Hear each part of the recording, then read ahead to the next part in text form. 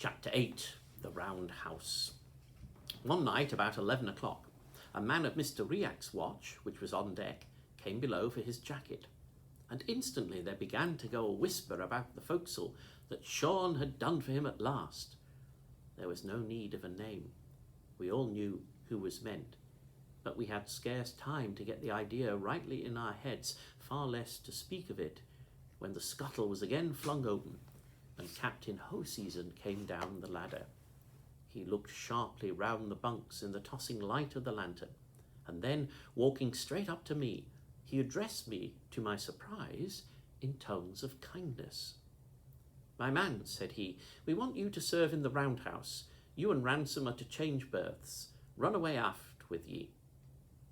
Even as he spoke, 2 seamen appeared in the scuttle, carrying Ransom in their arms, and the ship at that moment giving a great sheer into the sea and the lantern swinging, the light fell direct on the boy's face. It was as white as wax, and had a look upon it like a dreadful smile. The blood in me ran cold, and I drew in my breath as if I had been struck. "Run away aft! Run away aft with ye!" cried Hoseason. And at that I brushed by the sailors and the boy, who neither spoke nor moved, and ran up the ladder on deck.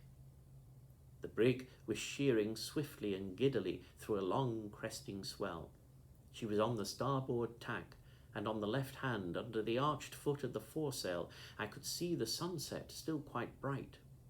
This, at such an hour of the night, surprised me greatly, but I was too ignorant to draw the true conclusion that we were going north about Scotland, and were now on the high seas between the Orkney and Shetland Islands, having avoided the dangerous currents of the Pentland Firth. For my part, who had been so long shut in the dark, and knew nothing of headwinds, I thought we might be halfway or more across the Atlantic, and indeed, beyond that I wondered a little at the lateness of the sunset light, I gave no heed to it, and pushed on across the decks, running between the seas, catching at ropes, and only saved from going overboard by one of the hands on deck, who had always been kind to me. The roundhouse for which I was bound, and where I was now to sleep and serve, stood some 6 feet above the decks, and considering the size of the brig, was of good dimensions. Inside were a fixed table and bench, and 2 berths, one for the captain, and the other for the 2 mates, turn and turn about. It was all fitted with lockers from top to bottom, so as to stow away the officers' belongings, and a part of the ship's stores. There was a second storeroom underneath, which you entered by a hatchway in the middle of the deck.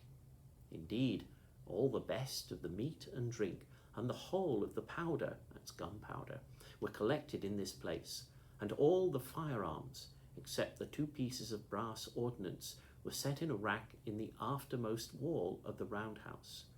The most of the cutlasses were in another place.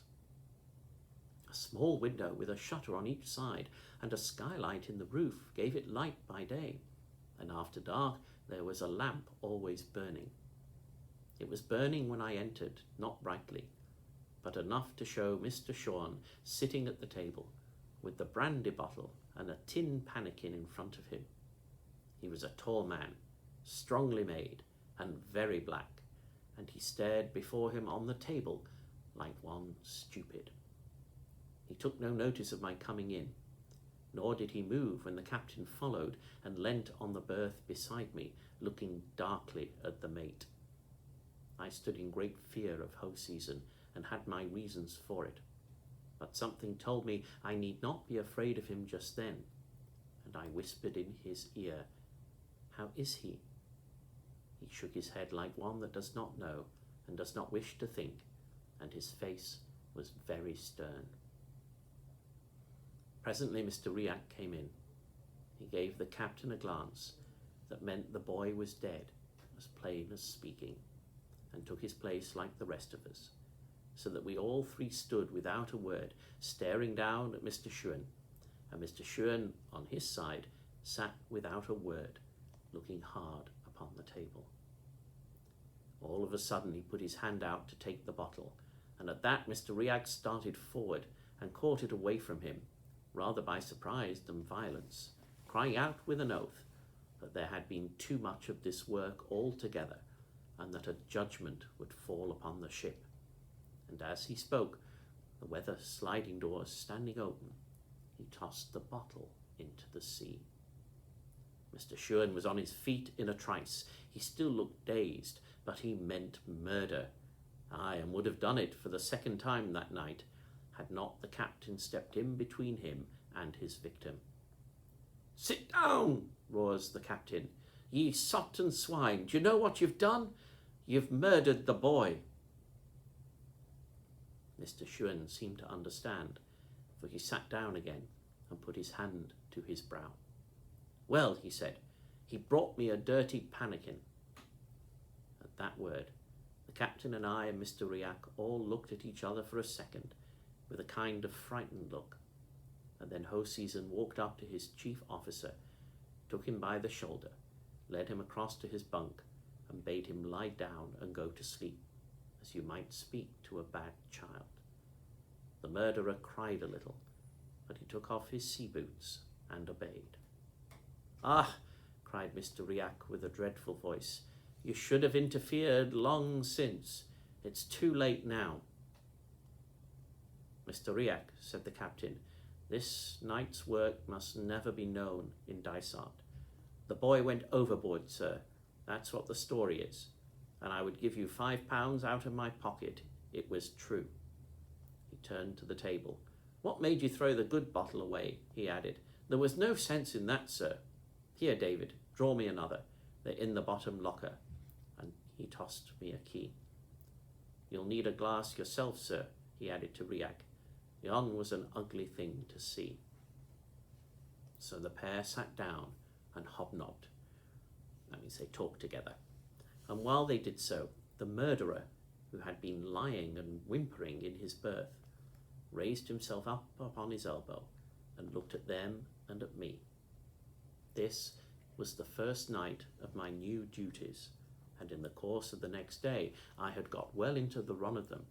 I had to serve at the meals, which the captain took at regular hours, sitting down with the officer who was off duty.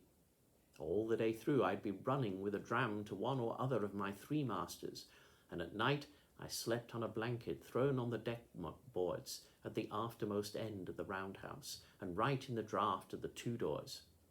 It was a hard and a cold bed, nor was I suffered to sleep without interruption, for someone would be always coming in from deck to get a dram, and when a fresh watch was to be set, 2 and sometimes all 3 would sit down and brew a bowl together. How they kept their health I know not, any more than how I kept my own. And yet in other ways it was an easy service. There was no cloth to lay. The meals were either of oatmeal porridge or salt junk, except twice a week when there was duff, and though I was clumsy enough and not being firm on my sea legs, sometimes fell with what I was bringing them, both Mr. Riak and the captain were singularly patient. I could not but fancy they were making up leeway with their consciences, and that they would scarce have been so good with me if they had not been worse with Ransom. As for Mr. Shuan, the drink or his crime or the 2 together had certainly troubled his mind. I cannot say I ever saw him in his proper wits. He never grew used to my being there, stared at me continually, sometimes I could have thought with terror, and more than once drew back from my hand when I was serving him. I was pretty sure from the first that he had no clear mind of what he had done, and on my second day in the roundhouse I had the proof of it. We were alone, and he had been staring at me a long time, when all at once up he got, as pale as death, and came close up to me, to my great terror. But I had no cause to be afraid of him. "You were not here before?" he asked. "No, sir," said I. "There was another boy?" he asked again, and when I had answered him, "Ah," says he, "I thought that," and went and sat down without another word, except to call for brandy. You may think it strange, but for all the horror I had, I was still sorry for him. He was a married man with a wife in Leith, but whether or no he had a family I have now forgotten. I hope not.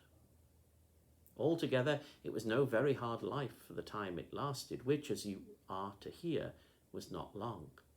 I was as well fed as the best of them. Even their pickles, which were the great dainty, I was allowed my share of, and had I liked, I might have been drunk from morning to night, like Mr. Shuan. I had company too, and good company of its sort. Mr. Riak, who had been to the college, spoke to me like a friend when he was not sulking, and told me many curious things, and some that were informing. And even the captain, though he kept me at the stick's end the most part of the time, would sometimes unbuckle a bit and tell me of the fine countries he had visited. The shadow of poor Ransom, to be sure, lay on all four of us, and on me and Mr. Shuan in particular most heavily. And then I had another trouble of my own. Here I was, doing dirty work for 3 men that I looked down upon, and one of whom at least should have hung upon a gallows. That was for the present, and as for the future, I could only see myself slaving alongside the others in the tobacco fields. Mr. Riak, perhaps from caution, would never suffer me to say another word about my story. The captain whom I tried to approach rebuffed me like a dog, and would not hear a word. And as the days came and went, my heart sank lower and lower, till I was even glad of the work which kept me from thinking.